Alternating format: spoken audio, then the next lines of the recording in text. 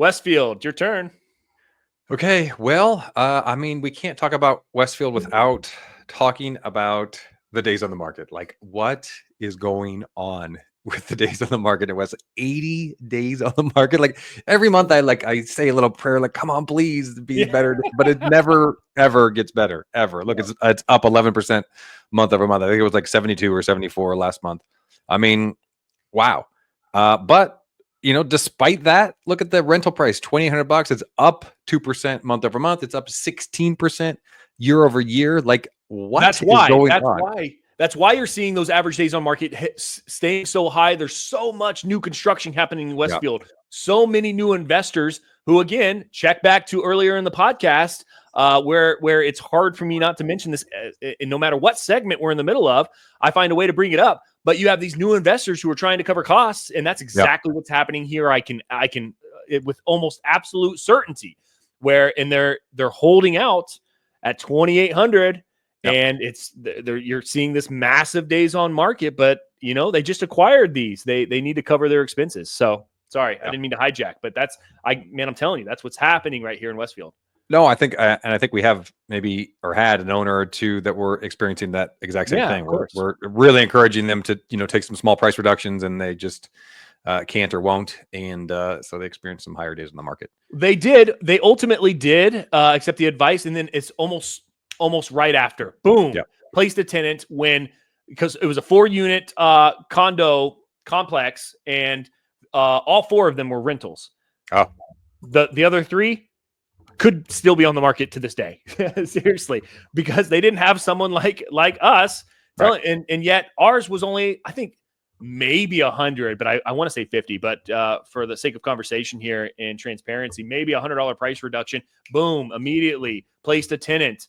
Now we did get cut out of that equation later, probably to help him save some costs, but he's got a great tenant nonetheless. You're welcome. All right, moving on. Hey, Chris. So I just for fun, we started doing this. I just looked back here. I think we started doing this back in October of 2022. That's why I just looked. That's the oldest graphic I could find. So the average rent in October of 2022 for Westfield, $1,766. Oh my gosh! Isn't that crazy? Over $1,000 difference in 3 years. Wow. Wow is right. Isn't that crazy? Wow. Yeah. And not only that, what's changed so much in the last 3 years in Westfield that would even contribute to that? Just natural housing development growth? Because I don't think economically, Grand Park does have big intentions, but there hasn't been a major development in that area in the last 3 years anyway.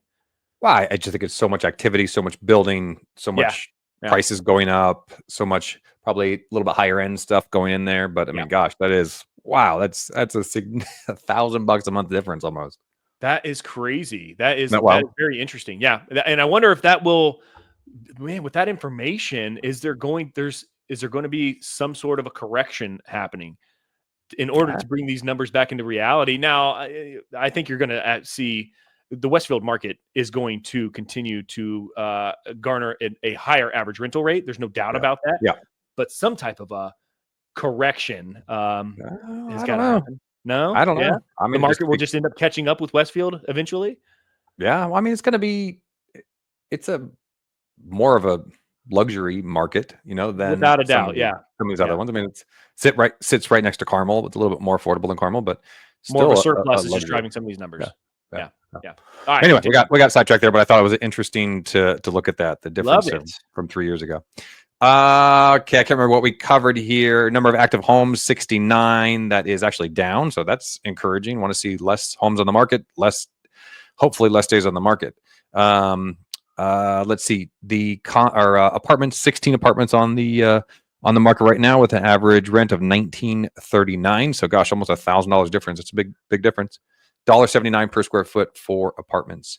Townhomes, there's 19 townhomes, and those are a little bit more affordable. $2,475 is the average rent for townhomes. 38 days on the market, so interesting there. That's healthy. That's reasonable. Yeah. And then $1.19 for price per square foot for townhomes. And then the graphs there at the bottom, again, we typically focus on single family homes. Started off a little bit slow, January, February, but look, March, April, May, June, and July is too early, but up pretty significantly year over year. Now, there was a weird, I don't know what happened in June of last year. So that's kind of strange. And that's, I think, why we see that weird 16% year over year, because there was a, I don't know what happened. There's some sort of strange dip there in June. And so that's why it seems dramatic, the 16% average rental price. But you can see just the trend line is increased year over year, which is, if you're an investor, that's what you want to see, is, you know, your rent constantly going up. And that's what we're seeing here. If you can be realistic about your price and not have that average days on the market be 80, Westfield can and is a good market. As you know, I've got several homes in there, and I currently love Westfield. Yeah. All right, let's get into some sales data. All right, sales data. Average days on the market, really respectable. 31 days on the market. That is down year over year and month over month. Price per square foot, relatively unchanged here at $194. Average sales price $395, $263, up both month over month and year over year. And I think that's, you know, why we're seeing the rent increases, because the prices of the homes just keep going up there. Number of homes sold, 74. So interesting. That is down 15% month over month and down, call it 10% year over year. So that's fairly significant, those numbers. But what's interesting is that you look at the average price over time, and it's just continuing to tick up.